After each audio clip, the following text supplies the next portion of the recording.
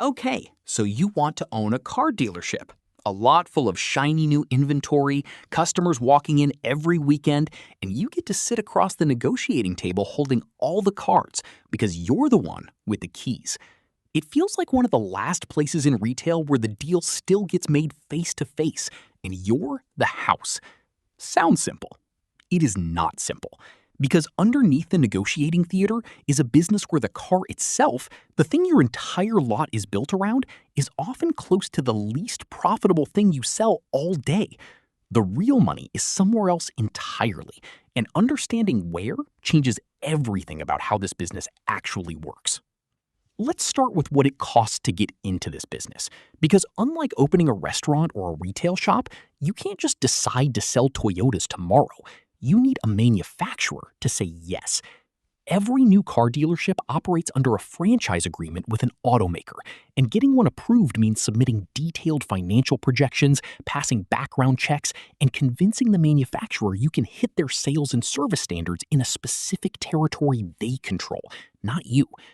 Manufacturers typically won't approve a second dealership of the same brand too close to an existing one because oversaturating a market just splits the same customers across more locations and drags down everyone's returns, including the manufacturer's own reputation for that market. Now let's talk about what actually happens when a car sells, because this is where the fantasy starts to unravel. New vehicle margins have been squeezed for years by internet price transparency, since any customer can now pull up the manufacturer's invoice price on their phone before they've even parked. On a straightforward new car deal, the visible front-end gross, the difference between invoice cost and sale price, often lands in a genuinely thin range, sometimes just a few $100s each once the sales commission and advertising cost per vehicle are factored in. Layer in the manufacturer's holdback, typically 2 to 3% of MSRP that the automaker withholds from the invoice price and refunds back to the dealer only after the vehicle sells, along with dealer cash incentives that shift monthly based on what the manufacturer is trying to move, and a well-run new vehicle department can push realized profit up to somewhere between $2,500 and $3,500 per unit. But subtract sales commissions, advertising spend, business development center costs, and the daily floor plan interest that accrued while that specific car sat on the lot, and the actual profit that survives to the bottom line is often closer to $800 to $1,300 per vehicle before a single dollar of overhead gets covered. There's also a stair-step trap built directly into the incentive structure. Manufacturers frequently offer volume bonuses tied to hitting a specific unit count in a month, sometimes $500 per vehicle retroactively applied across the entire month's sales if you clear the threshold, and $0 if you miss it by a single car. This is precisely why dealers will sometimes sell a vehicle at or even below invoice on the last day of the month. They aren't being generous. They're protecting a bonus payment that can be worth tens of thousands of dollars across their whole new vehicle inventory that month. Used vehicles are a meaningfully better business, and they're structured completely differently because the manufacturer's pricing rules simply don't apply. A dealer acquires a used vehicle through a trade-in or an auction, invests in reconditioning to get it presentable, and then has genuine flexibility to price it based on what the local market will bear, rather than what a factory invoice dictates. Gross margins on used vehicles typically run somewhere around 10 to 15%, translating into $2,500 to $4,000 of gross profit per unit on average, sometimes reaching $5,000 or more on specialty or luxury inventory. But this segment has its own trap hiding inside it. Every day a used vehicle sits unsold on the lot, it's racking up the same floor plan interest as a new car, and it's also depreciating in real time, since a used vehicle's market value declines the longer it sits, unlike a new vehicle protected by manufacturer pricing. A dealer who holds used inventory too long can watch a car that looked like a $4,000 profit opportunity on day one quietly shrink toward break even by day 45, purely from holding costs and market depreciation stacking up in the background. Used vehicle pricing has also proven to be far more volatile than most owners expect going in, and the recent past offers a vivid illustration. During the pandemic-era supply chain crisis, a global shortage of semiconductor chips crippled new vehicle production, and with fewer new cars reaching lots, demand for used vehicles spiked dramatically, pushing used car values to historic highs and turning ordinary used vehicle departments into extraordinarily profitable operations almost overnight, since dealers were selling inventory they'd acquired months earlier at prices far below what the suddenly supply-constrained market would bear. But that same dynamic reversed just as sharply once new vehicle production caught back up and interest rates climbed, cooling used vehicle demand and causing values to correct downward. Dealers who had built purchasing habits and inventory carrying assumptions around the pandemic-era boom found themselves holding vehicles acquired at inflated prices just as the market value beneath those same cars was falling, turning what had briefly been the most profitable department in the store back into one of its more fragile ones. Used vehicles carry real profit potential. But unlike a new vehicle, whose price is anchored to a manufacturer invoice, a used vehicle's value is a moving target the entire time it sits on your lot. Here's the part of this business that almost nobody outside the industry fully appreciates, and it's the single biggest profit engine hiding behind every single vehicle sale: the finance and insurance department, universally called F&I inside the industry. When a customer sits down in the finance office after agreeing on a vehicle price, they're not just signing paperwork. They're being offered a menu of financial products: extended service contracts, gap insurance that covers the difference between what you owe and what the car is worth if it's totaled, prepaid maintenance plans, tire and wheel protection, and a markup on the interest rate itself if the dealer is arranging the financing, sometimes called a rate reserve or dealer participation. Each of these carries genuinely extraordinary margin compared to the vehicle sale that preceded it. An extended warranty might generate $900 in commission. Gap insurance adds another $400. A prepaid maintenance plan contributes $350. Tire and wheel protection adds another $250. And the rate markup alone can add $450 on a single deal. Stack all of that together on one transaction, and F&I can generate more gross profit in 15 minutes of paperwork than the entire vehicle sale generated in the preceding 2 hours of negotiation on the showroom floor. Industry-wide, F&I gross profit per vehicle retailed among the largest public dealership groups recently reached its highest level in 5 years, and dealers who haven't adapted their F&I process to keep pace with shrinking front-end vehicle margins are, according to industry analysts, precisely the operators struggling most with overall profitability today. And there's a fourth piece of this business that rarely gets discussed outside the industry at all, but functions as the quiet backbone that keeps dealerships alive through slow sales periods: the service and parts department. Every vehicle a dealership has ever sold eventually needs an oil change, a brake job, a warranty repair, or a recall fix, and dealership service departments capture a meaningful share of that ongoing maintenance work for years after the original sale, often at rates that carry stronger, more predictable margins than vehicle sales themselves. This is frequently called fixed operations inside the industry, and it's considered the most stable, most recession-resistant revenue a dealership has, because people keep driving their existing cars and needing service on them, even when they've completely stopped shopping for new ones. So if new cars are barely profitable, used cars carry real but fragile margin, and the actual money is sitting in the finance office and the service bay, what happens when a dealership's entire existence depends on a manufacturer relationship that can simply be taken away? This is the part of the business that most owners never think seriously about, right up until it happens to them. And the clearest illustration of it comes from one of the most dramatic moments in the history of the American auto industry. In the spring of 2009, as both General Motors and Chrysler moved through federal bankruptcy proceedings during the financial crisis, both automakers sought and received permission from the bankruptcy court to terminate contracts with a huge share of their own independently owned dealer networks. Chrysler terminated franchise agreements with 789 dealerships in a single announcement in June of 2009. General Motors followed by informing roughly 1,100 of its dealers that their franchise agreements would not be renewed. Combined, the two companies moved to terminate contracts with somewhere around 2,000 independently owned businesses, representing hundreds of thousands of jobs across the country, virtually overnight. And here's the detail that matters most for anyone thinking about owning a dealership. These were not failing businesses being cut for poor performance in every case. Many of the terminated dealers had been profitable, multi-generational family businesses, some operating in the same location for decades. They were terminated because the manufacturers, restructuring in bankruptcy, calculated that having too many dealers competing against each other for the same shrinking pool of customers was dragging down the profitability and brand health of the entire network, and bankruptcy law gave them a legal path to simply cancel those contracts, something that would have been nearly impossible to do under normal state franchise protection laws outside of a bankruptcy proceeding. Terminated dealers spent years afterward fighting the decision in Congress and in federal court, arguing they'd lost a business asset without fair compensation, and ultimately lost.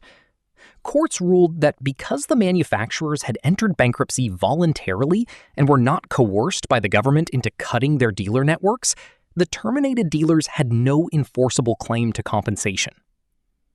The structural lesson underneath that story is one every prospective dealer should sit with before signing a franchise agreement.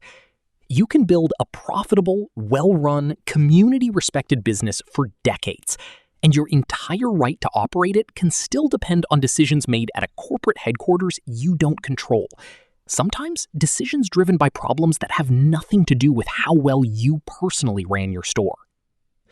A car dealership is, in a very real legal sense, a business you own but don't fully control the survival of.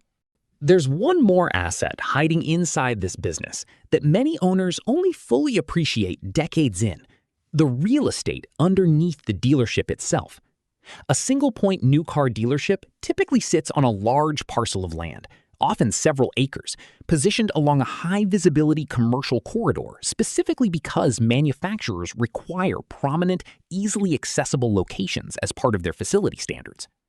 Over a few decades of ownership in a growing metro area, that land can appreciate into a genuinely significant asset independent of how the car business performed in any given year, and it's not unusual for a dealership's real estate to eventually be worth more than the operating business built on top of it. This is part of why some long-tenured dealer families structure their holdings so the real estate and the operating dealership sit in separate entities, collecting rent from their own business the same way an outside landlord would, insulating at least part of their wealth from the swings of floor plan interest rates and manufacturer incentive changes that hit the operating business directly. It's worth understanding, too, who actually owns most of this industry today, because it's consolidated significantly over the past 2 decades. A handful of large, publicly traded dealer groups now own hundreds of individual dealerships spread across dozens of brands and states, giving them enormous advantages that a single location owner simply can't match.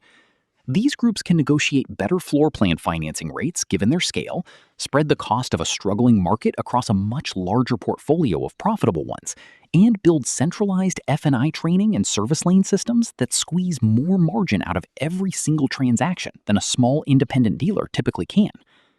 The independent family-owned dealership hasn't disappeared, and it can absolutely still be a strong business, particularly in a single dominant brand in a stable regional market with limited competition nearby.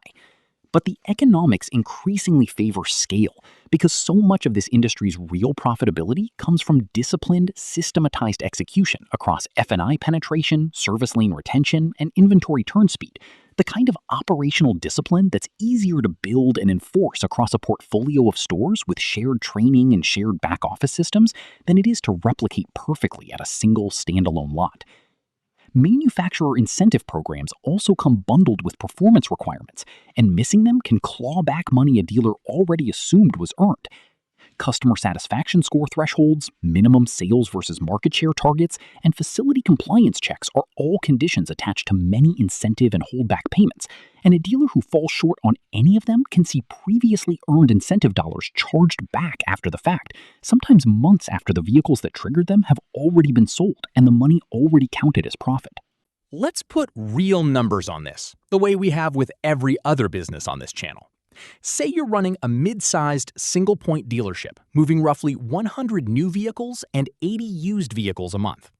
In a strong year, your new vehicle department nets around $1,000 per unit after commissions, advertising, and floor plan interest, roughly $100,000 a month.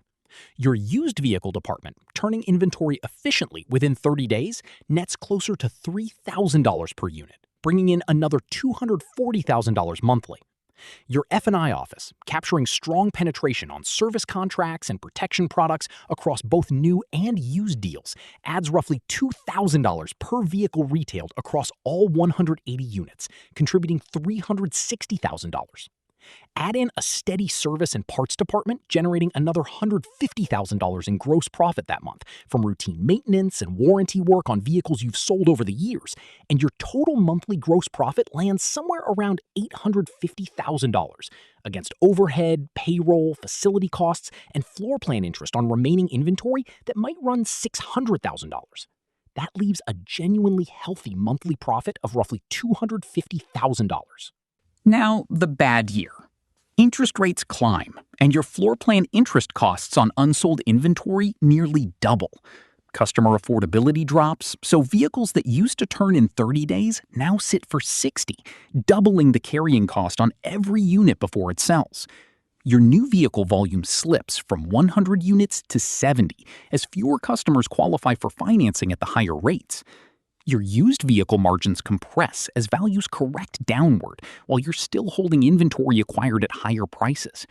Your F&I penetration drops too because customers already stretched on their monthly payment increasingly decline the extended warranty and protection products that generate your best margins.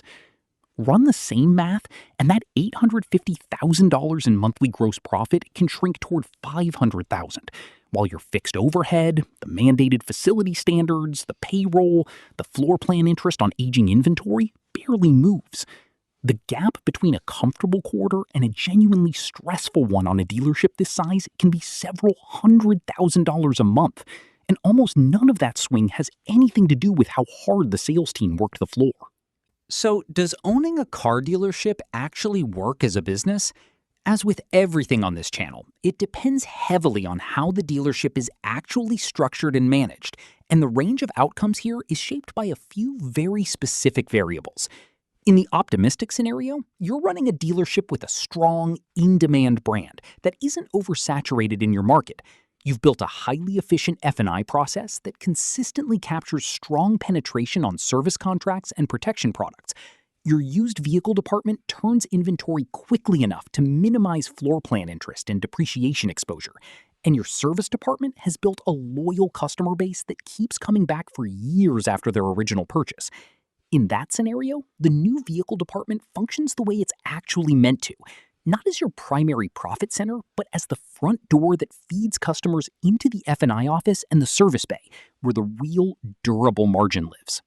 In the realistic bad year scenario, interest rates rise sharply, the way they did in the recent tightening cycle, and your floor plan interest costs climb at the exact same time customer affordability drops, and vehicles start sitting on your lot longer, compounding both problems simultaneously. Your new vehicle inventory ages past the point where it's earning manufacturer incentives, your used vehicles depreciate faster than you can turn them, and your F&I penetration takes a hit because cash-strapped customers increasingly decline the very warranty and protection products that generate your highest margins. Meanwhile, your fixed facility costs, the mandated image standard renovation you financed a few years ago, don't care what the market is doing this quarter.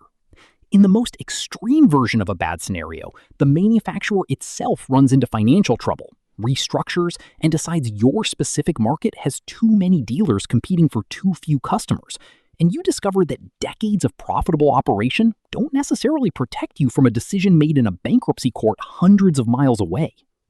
The difference between those two outcomes usually comes down to how much of your business model actually depends on the vehicle sale itself versus everything that happens after it.